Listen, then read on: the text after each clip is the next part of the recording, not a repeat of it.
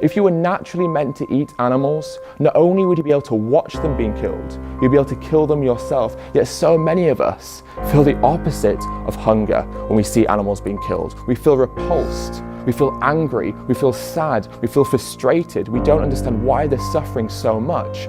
If we were natural animal eaters, this wouldn't faze us at all. Yet that's one of the most common things that people say to me.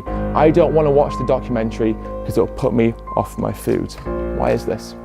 How many stories do we see in mainstream media, but also in social media, of people, say, eating a KFC and they find like a piece of chicken brain in their KFC and they're outraged, they're so angry, they tweet at KFC and they say, KFC, how dare you? I found a piece of chicken in my dead chicken meal. In fact, there was a headline that said something like, students find dead chicken parts in their fried chicken.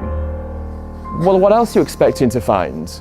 It's a fried chicken box meal. Of course you're going to find dead chicken parts, but you find a piece of brain or a piece of kidney or something that you didn't expect to find, and all of a sudden you find that repulsive, or they find it repulsive, and it puts them off their food. Is that not strange? Why do we find the body parts of animals abject if we think that we're supposed to eat them, and that we're naturally designed to eat them? Say I bring a cow into this room now, and I present you all with a freshly sharpened knife. And I say, who of you will cut the throat of this cow? Would any of you volunteer to do so? Say instead of a cow, it's now a 6-month-old lamb that I bring into this room. And I say, who of you will decapitate this lamb, cut their leg off, and have a lamb shank? Would any of you do so? More importantly, let's say someone did volunteer to do so. How many of you would object? How many of you would oppose that person killing the animal, stop them, or at the very least turn away, walk out and pretend it's not going to happen?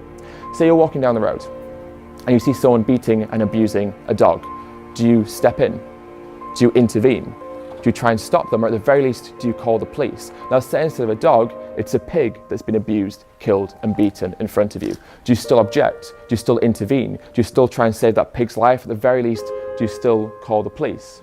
Now say that pig that's been abused in front of you is now being abused behind a wall where you can no longer see them. Does that now make it moral? Is the killing moral if it's out of sight and out of mind? Or is unnecessary killing always morally reprehensible? How many of us would oppose seeing an animal being killed in front of us, but go home and eat fried pig flesh, fried cow flesh, or a lamb leg? You see, as humans, we have something called moral agency. Inherently, this is what it all boils down to.